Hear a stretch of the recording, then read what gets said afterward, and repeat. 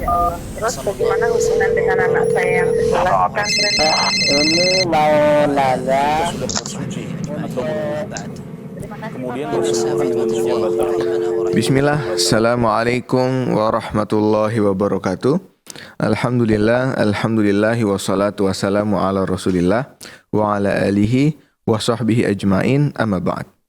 Ahlan wa sahlan wa marhaban bikum pemirsa Fatwa TV dan juga pendengar sekalian dimanapun Anda berada. Alhamdulillahirabbil alamin. Segala puji bagi Allah yang berkat karunia-Nya kita bisa kembali menyapa Anda dalam program live interaktif Fatwa TV, yaitu Kembali ke Hadis Nabi bersama guru kita Ustadz Dr. Haikal Basyarahil MA Hafizahullah Ta'ala. Dan alhamdulillah saat ini beliau telah terhubung bersama kita di studio Jakarta. Kita sapa terlebih dahulu. Assalamualaikum Ustadz, gimana kabarnya? Waalaikumsalam warahmatullahi wabarakatuh. Kaif halukum Ustadz? Gimana kabarnya Ustadz? Alhamdulillah baik, sehat. Alhamdulillah sehat. Barakallahu fikum Ustadz wa jazakumullah khairan. Sudah mendapatkan waktunya di tengah kesibukan untuk bisa bersama kita di siang hari ini. Baik pemirsa juga pendengar sekalian dimanapun Anda berada, pada live interaktif kali ini insya Allah kita akan mendapatkan banyak pelajaran dan juga faidah dari jawaban-jawaban yang akan dijawab oleh Ustadz dari pertanyaan-pertanyaan yang masuk baik melalui redaksi kami di dewanfatwa.com atau bisa juga Anda akan sampaikan melalui telepon kami di 021 2123 2333 atau bisa juga Anda akan sampaikan melalui telepon WhatsApp kami di 0821 7000 6087. Dan kita juga menyapa rekan-rekan yang tergabung dalam RTVC dan juga seluruh pendengar yang saat ini mendengarkan program ini secara relay. Di antaranya ada Radio Sahabat Tegal, Radio MDFM Probolinggo, Radio Sagu FM Sumatera Barat, Radio Al-Hikmah Banyuwangi, Radio Tua FM Riau, dan Radio Mas FM Seragen. Dan kami juga mengajak Anda sekalian untuk bisa bergabung bersama Fatwa TV dalam dakwah yang mulia ini. Melalui rekan TV kami bisa Anda saksikan pada layar kaca Anda sekarang di Bank Syariah Indonesia atas nama Fatwa TV di nomor rekening 777184184 Baik pemirsa juga pendengar dan juga Ustadz, mohon izin Ustadz kita bisa mulai dari pertanyaan pertama Ustadz ya. Ya. Baik Ustadz, pertanyaan pertama kali ini datang dari Ibu Atik dari Semarang. Beliau bertanya, Bismillah, bagaimana menghadapi suami yang semakin hari semakin jauh dari keluarga karena terbenam dalam pertemanan yang bercampur antara laki-laki dan perempuan di medsos atas alasan dakwah. Nasihat lembut sudah diupayakan, tapi yang ada hanya ancaman perceraian dan juga cacian. Begitu saat pertanyaannya, barakallahu fikum. Baik. Jazakumullah khairan. Pertanyaannya, pertama ya, bagaimana kita menasihati seorang suami yang kurang perhatian terhadap keluarga akibat pergaulan dia di medsos. Pertama tentu ya kita berdoa kepada Allah Subhanahu wa taala agar beliau diberikan hidayah. Minta sama Allah, memohon sama Allah agar suami Anda diberikan hidayah oleh Allah, diberikan taufik oleh Allah. Kemudian yang kedua, lakukan nasihat. Kalau nasihat itu tidak mempan dari kita, maka lakukanlah nasihat itu dari orang yang bisa memberikan nasihat. Dari ustadz misalnya yang Anda kenal, yang dikenal oleh suami Anda, atau dari keluarga yang dihormati oleh suami Anda, maka hendaklah dia memberikan nasihat kepada suami tersebut agar dia tidak terjerumus dalam masalah-masalah yang diharamkan oleh Allah Subhanahu wa taala. Kemudian yang ketiga, hendaknya suami tersebut diberikan edukasi, diberikan pengetahuan ilmu agama, batasan-batasan kapan seseorang itu boleh bermuamalah dengan wanita yang bukan mahramnya, kapan tidak boleh, karena banyak orang tidak mengerti batasan-batasan ini. Kadang ketidakpahaman ini akibat tidak tahu, tidak pernah belajar, sehingga perlu diedukasi batasan-batasan tersebut. Maka 3 hal ini dilakukan. Tahapannya adalah kita berdoa kepada Allah Subhanahu wa taala agar beliau senantiasa diberikan taufik dan hidayah oleh Allah. Kemudian yang kedua adalah seseorang dia memberikan nasihat. Kalau dia tidak bisa, maka hendaknya dia memberikan nasihat dari orang yang dimuliakan, yang ditokohkan, atau ustadz yang menjadi rujukan oleh suami. Maka hendaknya dia menyampaikan nasihat pada suami. Dan yang terakhir, diedukasi, berikan batasan-batasan mana yang boleh, mana yang tidak boleh, ya, mana yang boleh, mana yang tidak boleh seseorang bermuamalah dengan lawan jenis. Wallahu a'lam. Baik Ustadz, barakallahu fikum wa jazakumullah khairan atas jawabannya. Semoga dapat dipahami dan juga menjadi solusi bagi penanya kita tadi, Ibu Atik di Semarang. Baik Ustaz, kita beralih ke pertanyaan berikutnya. Kali ini datang dari Bapak Abu Ashraf di DKI Jakarta. Beliau bertanya, Bismillah Ustadz, saya pasca operasi PCL, yaitu otot ligamen di lutut yang dilakukan oleh dokter. Saya diminta untuk istirahat untuk pemulihan dengan aktivitas yang terbatas. Saya diperbolehkan berjalan dengan posisi berjalan menggunakan satu kaki dibantu dua tongkat. Kaki yang dioperasi tidak boleh menapak lantai atau tanah. Nah, mohon nasihatnya Ustadz, apakah saya tetap sholat berjamaah di masjid dan apakah pahala sholat saya diterima jika hanya sholat berjamaah dengan istri di rumah? Begitu Ustadz pertanyaannya. Barakallahu fikum wa jazakumullahu khairan. Jazakumullah khairan atas pertanyaannya. Pertama ya, saya berdoa kepada Allah Subhanahu wa taala mudahan penyakit Bapak diangkat oleh Allah dan segera disembuhkan oleh Allah Subhanahu wa taala. Kemudian yang kedua, Allah Subhanahu wa taala berfirman dalam Al-Qur'an, la yukallifullahu nafsan illa wus'aha. Sesungguhnya Allah Subhanahu wa taala tidak membebani seorang kecuali sesuai dengan kemampuannya. Maka ketika Anda tidak bisa ke masjid akibat faktor sakit tadi, lutut tadi cedera, maka itu merupakan udzur syar'i, maka boleh seseorang itu sholat di rumahnya. Boleh seseorang itu sholat di rumahnya. Karena sholat berjamaah itu gugur kewajibannya kalau ada udzur syar'i. Apa itu udzur syar'i? Pertama adalah sakit. Ya. Sakit itu adalah udzur syar'i. Yang saya lihat tadi, punya Bapak tadi adalah udzur yang syar'i. Ya, maka insya Allah boleh sholatnya di rumah. Apakah sholatnya diterima? Insya Allah diterima. Ya, dan insya Allah ditulis juga seperti pahala berjamaah di masjid. Karena siapa saja, kata Nabi SAW, idza maridal abda aw safar kutiba lahu misla kutiba lahu muqiman sahihan. Kata Nabi SAW, jika seorang hamba itu sakit kemudian safar, maka ditulis baginya pahala seperti sholat orang yang sahih dan sholat orang yang muqim, semacam itu. Dan insya Allah tidak hanya boleh saja di rumah, tapi insya Allah juga dicatat pahala seperti sholat berjamaah di masjid. Wallahu a'lam. Baik Ustaz, barakallahu fikum wa jazakumullahu khairan atas jawabannya. Semoga dapat dipahami oleh penanya kita tadi Bapak Abu Ashraf di DKI Jakarta. Biasa kita beralih ke pertanyaan berikutnya. Kali ini pertanyaan datang dari penelpon pertama kita Ustaz. Kita sapa terlebih dahulu. Assalamualaikum Fatwa TV. Halo Ibu Nahdiah di Tangerang. Assalamualaikum Fatwa TV. Halo Ibu. Ibu Nahdiah di Tangerang. Assalamualaikum Fatwa TV. Halo. Warahmatullahi wabarakatuh. Waalaikumsalam warahmatullahi wabarakatuh. Silakan Ibu untuk satu pertanyaannya.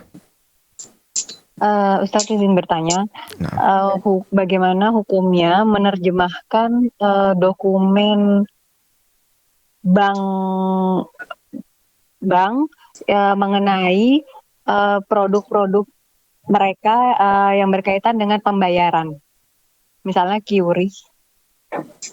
Oh, belum ya, emang. Halo Ibu. Iya. Silakan Ibu. Halo.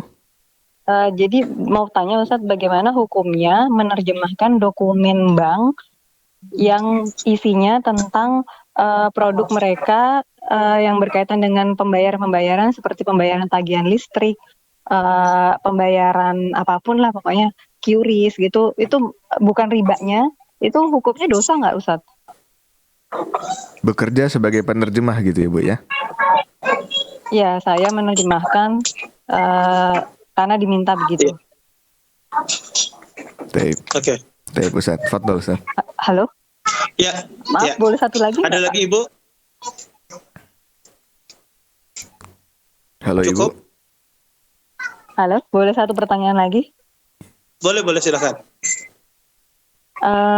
Bagaimana kalau mau mengaji dalam keadaan haid, apakah harus berwudu dulu? Setahu saya kan kalau dalam keadaan haid harus pakai sarung tangan. Nah, kalau mau mengaji harus pakai wudu dulu nggak Ustadz kalau dalam haid? Makasih. Jazakallah khairan. Baik, cukup Ibu ya. Baik. Jazakallah khairan Ibu atas pertanyaannya. Ya. Tafadhol Ustaz. Jazakumullah khairan atas pertanyaannya. Pertama ya tentang masalah menerjemahkan produk-produk bank yang tidak ada kaitannya langsung dengan ribanya. Kalau tidak ada kaitannya langsung, karena kita tidak bersinggungan dengan perkara ribanya, maka tidak mengapa kalau seandainya tidak berkaitan langsung dengan perkara ribanya dan tidak ada andil dalam membantu ribanya. Maka hal semacam ini tidak masalah ya, karena dia tidak termasuk tolong menolong dalam kejelekan. Tapi kalau bersinggungan dengan perkara ribanya dan semisalnya, maka ini tidak boleh, karena masuk tolong menolong dalam kejelekan. Kemudian yang kedua tentang masalah wanita haid. Boleh nggak membaca Al-Quran ya dalam kondisi haid tanpa berwudu terlebih dahulu? Pertama, wanita haid itu boleh dia membaca Al-Quran. Membaca Al-Quran tidak harus berwudu. Bedakan antara membaca dan menyentuh Al-Quran. Maka kalau membaca Al-Quran wanita haid boleh ya tanpa berwudu, tidak, dan juga tidak harus berwudu membaca Al-Quranul Karim. Taib. Bagaimana dengan menyentuhnya? Wanita haid bagaimana dengan menyentuhnya? Boleh nggak wanita haid itu menyentuh Al-Quranul Karim? Tentu jawabannya tidak boleh. Ya, wanita haid menyentuh Al-Quran. Terus gimana Ustaz, saya haid, kalau saya tidak baca nanti mungkin lupa hafalan saya. Maka para ulama membolehkan wanita haid itu bisa dia membaca Al-Quran atau menyentuh Al-Quran lewat HP, mushaf yang ada di HP itu tidak ada masalah disentuh bagi wanita haid. Atau kalau tidak ada mengharuskan dia menyentuh mushaf karena ingin mengulang hafalannya, boleh dia, para ulama mengatakan pakai sarung tangan. Dia pakai sarung tangan, ada pembatas sehingga dia tidak bersentuhan langsung dengan Al-Quranul Karim. Ini tentu saja kalau di saat dibutuhkan. Kalau tidak terlalu urgen misalnya, maka hendaknya dia berusaha tidak menyentuh Al-Quranul Karim. Adapun membaca, tidak ada masalah, wanita haid boleh membaca Al-Quran ya. Dan wanita haid tidak perlu berwudu karena aslan tidak diterima wudunya wanita haid. Wallahu a'lam. Baik Ustadz, barakallahu fikum wa jazakumullahu khairan atas jawabannya. Semoga dapat dipahami oleh penanya kita Ibu Nahdiah di Tangerang. Baik Ustadz, kita kembali beralih ke pertanyaan berikutnya.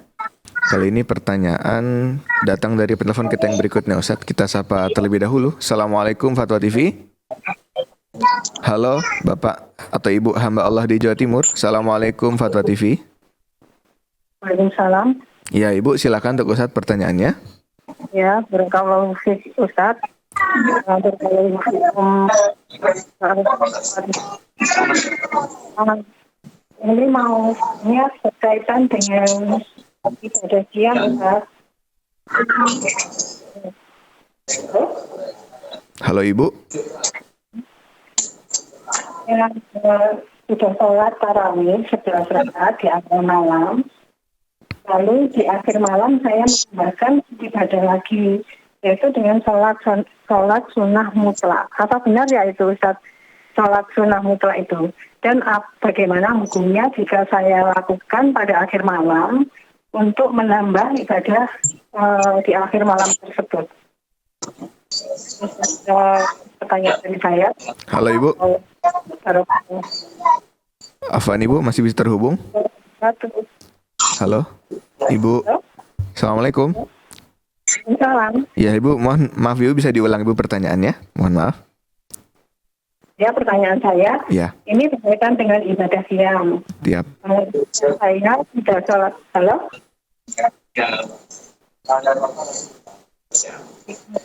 Halo. Saya sudah sholat tarawih di awal malam 11 rakaat. Nah. Kemudian saya menambah lagi di awal malam dengan sholat sunnah mutlak. Itu benar Ustaz ya, namanya sholat sunnah mutlak itu. Baik. Dan bagaimana hukumnya jika saya tambahkan di akhir malam tersebut untuk menambah ibadah dia mulai. Sekian, terima kasih. Barakallahu fiik. Baik, Ustaz, bisa jelaskan Ustaz pertanyaannya? Ya, bisa. Tadi Ibu bertanya tentang salat malam Ustaz. Jadi beliau sudah sholat tarawih 11 rakaat seperti itu, mungkin dengan witirnya. Tapi di akhir malam beliau tambahkan lagi Ustaz dengan sholat yang beliau sebut dengan sholat sunnah mutlak. Apakah yang seperti ini diperbolehkan Ustaz? Begitu, barakallahu fikum. Ya. Fadhal Ustaz. Jazakumullah khair atas pertanyaannya. Nah. Pertama ya, sebetulnya tidak masalah dia sholat tarawih kemudian ditutup dengan witir, kemudian dia sholat lagi dua rakaat setelahnya, maka itu tidak mengapa insyaallah ya, yang kena sholat setelah witir itu boleh ya selama tidak berwitir lagi. Ya. Adapun maksud hadis Nabi SAW, ij'alu akhiru salatikum bil laili witra. Jadikanlah akhir salat kalian itu adalah witir. Maksudnya adalah ini ketika seseorang itu diusahakan ketika dia sholat malam itu terakhirnya witir. Tetapi tidak dilarang kalau setelah itu dia melaksanakan sholat lagi 2 rakaat, tidak dilarang. Nabi pernah melaksanakan sholat setelah sholat witir. Jadi kalau seandainya ibu tadi ingin tahu mutlak setelah witir boleh tidak mengapa. Yang penting tidak ditutup lagi oleh beliau dengan witir. Wallahu a'lam. Baik Ustaz, barakallahu fikum wa jazakumullahu khairan atas jawabannya. Semoga dapat dipahami oleh pendengar kita, hamba Allah di Jawa Timur. Baik Ustaz, kita kembali beralih ke penelpon berikutnya. Kali ini ada Bapak Saleh Haji di Bengkulu. Kita sapa terlebih dahulu. Assalamualaikum Fatwa TV. Halo Bapak. Assalamualaikum. Bapak Saleh Haji di Bengkulu. Assalamualaikum warahmatullahi wabarakatuh. Waalaikumsalam warahmatullahi wabarakatuh. Silakan Bapak. Halo. Halo Bapak, silakan. Ya, assalamualaikum warahmatullahi wabarakatuh, Ustaz. Waalaikumsalam warahmatullahi Tentang wabarakatuh. sholat Idul Fitri, Ustaz. Yeah. Ya, itu di rakaat pertama kan 7 kali takbir, di rakaat kedua 5 kali takbir. Nah, di antara takbir itu apakah ada zikirnya, Ustaz? Nah, yang kemudian apakah pada saat takbir itu dengan mengangkat tangan sunahnya? Ya, demikian Ustaz. Jazakallahu khairan, barakallahu fikum. Wassalamualaikum warahmatullahi wabarakatuh. Waalaikumsalam warahmatullahi wabarakatuh. Jazakallahu khairan Bapak Saleh Haji di atas pertanyaannya. Tafadhol Ustaz, barakallahu fikum. Baik. Jazakumullah khair atas pertanyaannya. Bapak Ibu ikhwan dan akhwat yang dimuliakan Allah Subhanahu wa taala, apakah ada bacaan di sela-sela takbir takbiratul Id ya? Adakah bacaan di sela-sela takbir atau takbir salat Id? Maka tidak ada bacaan. Ya, tidak ada bacaan. Tidak ada apa yang dibaca ya. Walaupun sebagian ulama disunnahkan baca subhanallah walhamdulillah wa la ilaha illallah wallahu akbar, tapi tidak ada dalilnya. Maka kita diam. Tidak ada bacaan. Nah, apakah mengangkat tangan ketika 7 takbir itu? Jawabannya boleh mengangkat tangan, boleh tidak. Ya, boleh mengangkat tangan, boleh tidak. Afdalnya apa? Afdalnya dia mengangkat tangannya. Itu yang terbaik. Insyaallah dia mengangkat tangan itu yang terbaik. Tapi kalau tidak mengangkat tangan pun juga tidak mengapa. Wallahu a'lam. Baik Ustaz, barakallahu fikum wa jazakumullahu khairan atas jawabannya. Semoga dapat dipahami oleh pendengar kita ya, Bapak Saleh Haji di Bengkulu. Kembali kita beralih Ustaz ke pertanyaan berikutnya. Kali ini datang dari Bapak Yogi. Beliau bertanya, Assalamualaikum warahmatullahi wabarakatuh Ustaz. Ana izin bertanya, kenapa orang kita di Indonesia ini dilarang untuk bercampur baur yang bukan mahramnya? Dan kenapa di Masjidil Haram itu orang berkeliling Ka'bah itu bercampur baur yang bukan mahramnya? Apakah ada dalil ataupun hadis yang seperti itu? Begitu Ustaz pertanyaannya. Barakallahu fikum. Jazakumullah khairan atas pertanyaannya. Beliau menanyakan kenapa di Masjidil Haram boleh campur baur, di masjidnya di Indonesia tidak boleh. Pertama ya tentu kondisinya berbeda Bapak Ibu ya. Kondisi di Masjidil Haram dengan kondisi di Indonesia. Karena di kondisi Masjidil Haram ada rangkaian ibadah seperti tawaf dan haji. Tawaf dan umrah ya, umrah, haji dan semisalnya. Sehingga kalau itu dipisahkan terjadi kesusahan yang luar biasa antara laki-laki dengan perempuan. Ketika dipisahkan, ketika tawafnya dipisahkan antara laki-laki dengan wanita, maka akan terjadi kesusahan yang luar biasa. Maka atas dasar inilah mereka membolehkan orang tawaf itu laki dan perempuan, tapi tentu dengan kita menjaga batasan. Adapun sholatnya tetap dipisah. Tidak ada sholatnya bercampur baur antara laki-laki dengan wanita. Tetapi itu kadang insiden karena orang penuh sesak, tidak dapat tempat, akhirnya dia sholat sembarangan. Padahal sebetulnya sudah ditentukan di mana sholat laki-laki, di mana sholat wanita, tidak bercampur. Tapi kadang karena kondisi penuh sesak, akhirnya kondisi darurat, ya orang akhirnya perempuan kadang masuk di saf laki-laki. Itu kondisi insiden ya, kondisi yang bukan sesuatu yang diharapkan. Ya, karena itu akibat kepenuhan dan seterusnya. Tetapi kalau Anda lihat di Masjid Nabawi dan yang lainnya itu teratur rapi. Ya, kenapa? Karena di situ tidak ada tawaf, sehingga mudah diatur safnya. Adapun Mekah itu susah. Kalau diatur, dibedakan antara laki-laki dengan wanita ketika tawaf, akan terjadi kesusahan yang luar biasa bagi kaum muslimin dan akan menimbulkan mungkin kekacauan yang lebih parah. Sehingga diperbolehkan antara laki-laki dengan wanita itu tawaf di satu tempat, tapi tentu saja dengan menjaga batasan. Adapun sholat tetap mereka pisah antara laki-laki dan wanita. Tapi kadang ada kondisi yang tidak diinginkan, qadarullah tercampur baur antara laki-laki dengan wanita. Wallahu a'lam. Baik Ustaz, barakallahu fikum wa jazakumullah khairan atas jawabannya. Semoga dapat dipahami oleh penyanyi kita Bapak Yogi. Biasa kita kembali beralih ke pertanyaan berikutnya. Kali ini kita sapa terlebih dahulu penelpon kita Ustaz. Assalamualaikum Fatwa TV. Halo.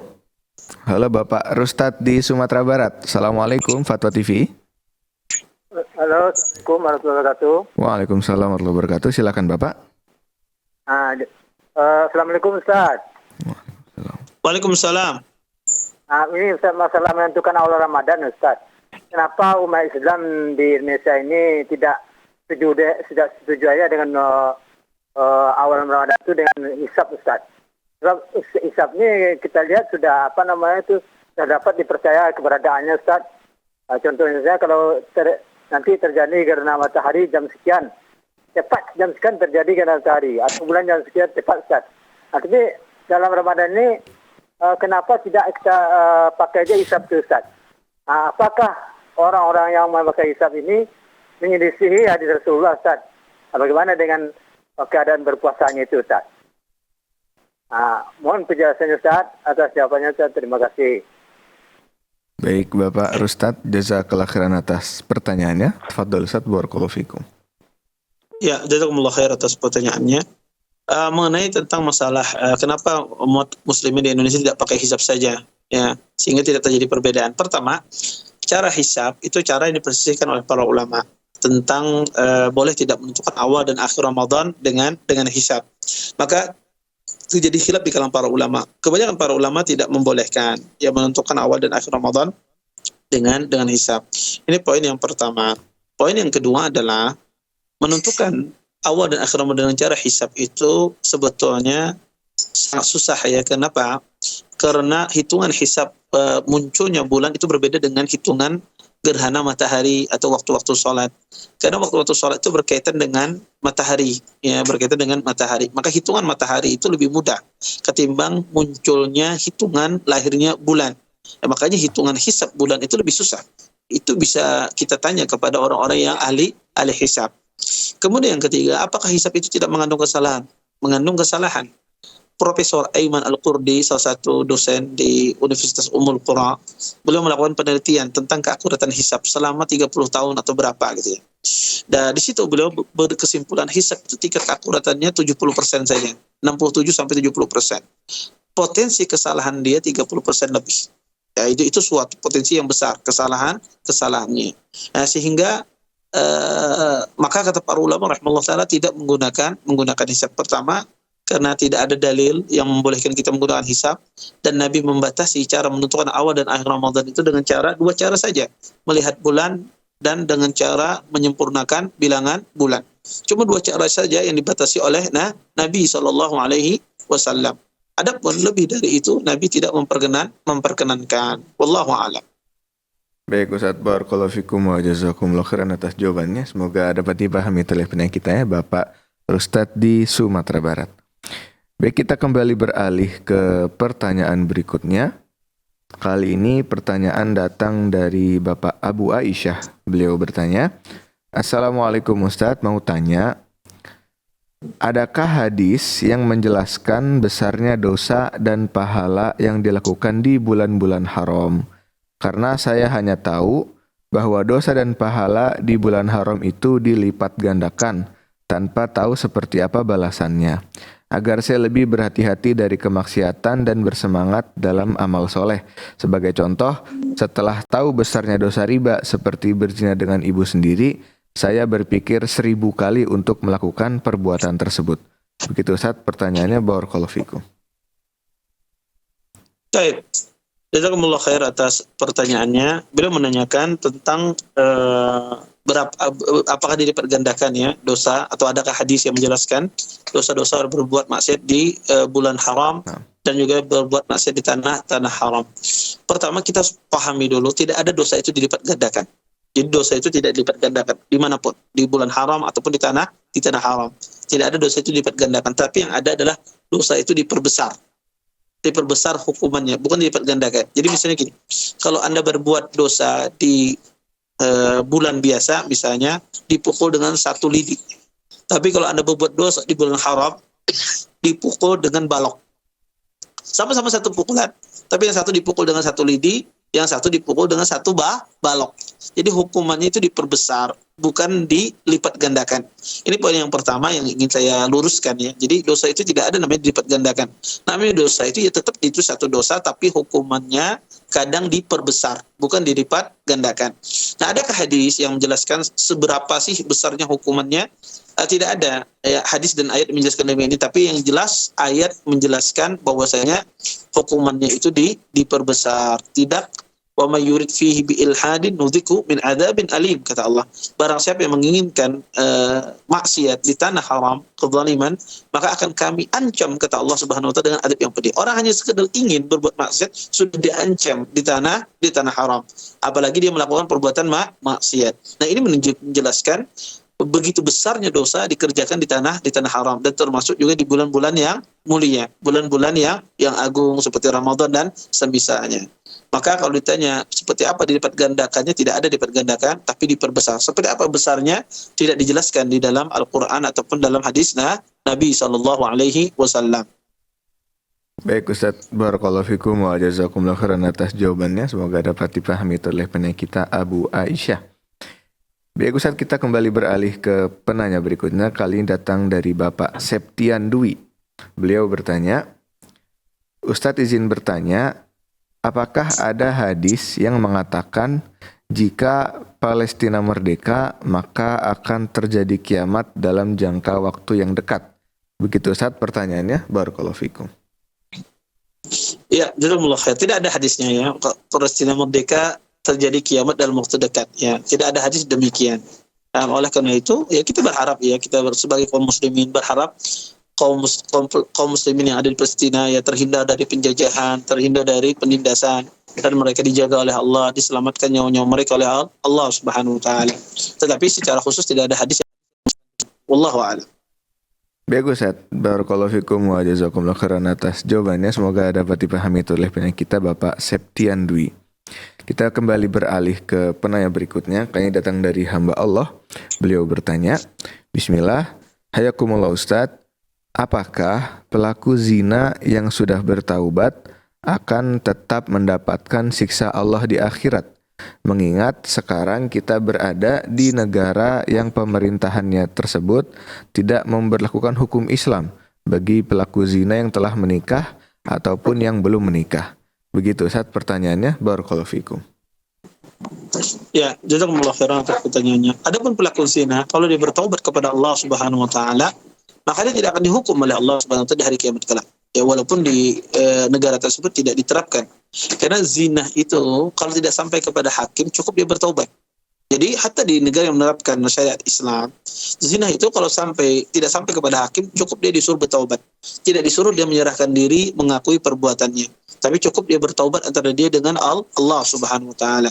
Maka manusia kalau seandainya dia sudah bertaubat kepada Allah, minta ampun sama Allah, maka dia tidak akan dihukum atas dosa yang telah dia kerjakan. Karena Nabi sallallahu alaihi wasallam pernah bersabda, "At-taibu minadz-dzanbi kaman la dzanba lahu." Kata Nabi, orang yang bertaubat dari suatu perbuatan dosa, maka seolah-olah dia tidak memiliki dosa itu. Sehingga kalau dia sudah bertaubat dari perbuatan zinahnya, menyesali dosa-dosanya, berazam, bertekad bulat tidak ingin melakukan dosa yang sama, maka insya Allah dosa-dosanya diampuni oleh Allah Subhanahu wa taala dan tidak akan dihukum oleh Allah nanti di hari kiamat kelak. Wallahu a'lam.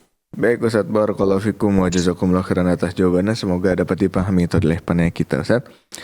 Baik, kita kembali beralih ke pertanyaan berikutnya. Kali ini pertanyaan datang dari Ibu Putri Erina. Beliau bertanya, Assalamualaikum warahmatullahi wabarakatuh. Afwan Ustadz izin bertanya, apa hukumnya membaca surah Yasin setiap pagi? Karena Ana pernah dengar bahwa membaca Yasin di pagi hari dan di sore hari itu bisa mendatangkan kebahagiaan. Apakah itu benar Ustadz?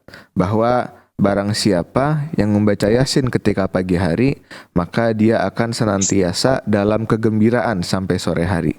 Dan barang siapa yang membaca waktu di sore hari, maka dia akan senantiasa dalam kegembiraan sampai di pagi hari.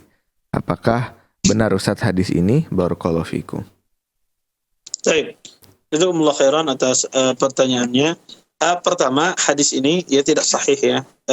Bahwasanya baca Yasin di pagi hari bahagia sampai sore hari, dan sebaliknya sore hari dibaca dia bahagia sampai di pagi hari. Maka tidak sahih hadis ini, tidak benar nisbatnya kepada Nabi SAW. Tetapi kita tahu bahwasanya secara umum membaca Quran itu mendatangkan ketenangan. Ya, orang membaca Quran mendatangkan ketenangan. Ya, Allah mengatakan dalam Al-Quran, ya, sesungguhnya dengan mengingat Allah lah ala bidzikrillah tatmainnul qulub, dengan mengingat Allah lah hati itu menjadi tenang. Dan seutama-utama zikir adalah membaca Al-Quran. Terlepas surah apa saja yang dibaca, entah itu Yasin, entah itu surah Al-Kahfi, entah itu surah Al-Baqarah, dibaca itu mendatangkan ketenangan pada hati kita.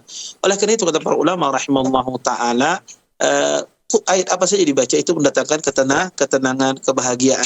Ya, adapun secara khusus Yasin dibaca di waktu pagi, maka tidak ada dalilnya.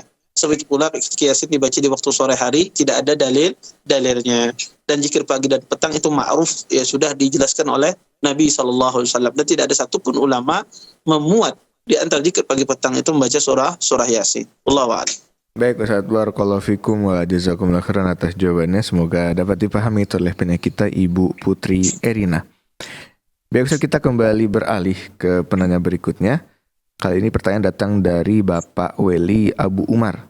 Beliau bertanya, Bismillah, izin bertanya Ustadz, pada sholat qobliyah dan ba'diyah subuh, Ustadz, pada sholat qobliyah dan ba'diyah zuhur, mana yang lebih afdol? Sholat 4 rakaat dengan 1 salam atau 2 rakaat dengan 2 salam? Begitu Ustadz pertanyaannya, jazakumullahu khairan.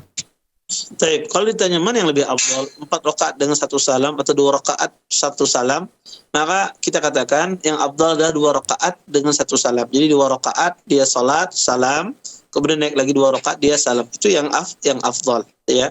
Dan itu cara kaifiyah yang disepakati oleh para ulama. Adapun dengan 1 salam, ya, 4 rakaat dengan 1 salam, kaifiyahnya ini diposisikan oleh para ulama. Apakah dengan 2 kali tasyahud, ataukah dengan 1 kali tasyahud, ataupun seperti apa? Maka itu jadi khilaf di kalangan para ulama rahimallahu taala. Yang rajih wallahu a'lam, ya, hendaklah dia melaksanakannya 2 kali, yaitu 2 rakaat salam, kemudian naik lagi 2 rakaat salam. Ini yang afdal, dan ini yang selamat dari khilaf perdebatan di kalangan para ulama rahimallahu taala. Wallahu a'lam. Baik Ustaz, barakallahu fikum wa jazakumullah khairan atas jawabannya. Semoga dapat dipahami tadi oleh penanya kita Bapak Weli Abu Umar. Besok kita kembali beralih ke pertanyaan berikutnya. Kali ini datang dari Bapak Andi. Beliau bertanya, Bismillah, izin bertanya Ustadz terkait sholat syuruk. Apakah ada dalil syar'i untuk mengerjakannya? Karena Anda pernah mendengar tentang doifnya status hadis yang menjelaskan tentang sholat syuruk. Dan apakah sama sholat syuruk dengan sholat duha? Karena ada yang menyebutnya kalau sholat syuruk itu adalah sholat duha yang dilakukan di awal waktu. Jadi apakah sebaiknya kita kerjakan sholat tersebut atau tidak Ustadz? Mohon penjelasannya, jazakumullahu khairan. Baik, jazakumullahu khairan atas pertanyaannya. Maka kita katakan bahwasanya sholat syuruk itu adalah awal waktu sholat duha. Sholat syuruk itu artinya adalah awal waktu sholat duha. Kalau ditanya sholat syuruk itu hadisnya sahih apa tidak, maka kita katakan hadisnya lemah yang berbicara tentang pahalanya.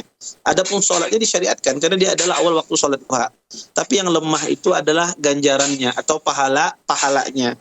Pahalanya itulah yang lemah, ya, yang lemah dalam masalah ini. Adapun sholatnya silahkan dikerjakan karena dia adalah bagian dari sholat duha, tapi dikerjakan di awal waktu. Ya, adapun ganjaran pahalanya kita tidak tahu.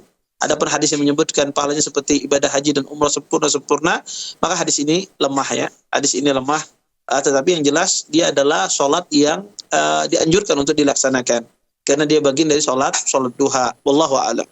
Baik Ustadz, barakallahu fikum wa jazakumullah khairan Ustadz atas jawabannya. Semoga dapat dipahami tadi oleh penanya kita Bapak Andi. Baik Ustadz, pertanyaan tadi juga sekaligus menutup perjumpaan kita pada live interaktif kali ini. Ustadz, kami ucapkan barakallahu fikum wa jazakumullah khairan atas waktu dan juga ilmu yang telah antum berikan kepada kami di siang hari ini. Baik pemirsa juga pendengar sekalian dimanapun Anda berada, usai sudah perjumpaan kita pada program live interaktif Kembali ke Hadis Nabi bersama guru kita Ustadz Dr. Haikal Basyaril Ema Hafizahullah Ta'ala.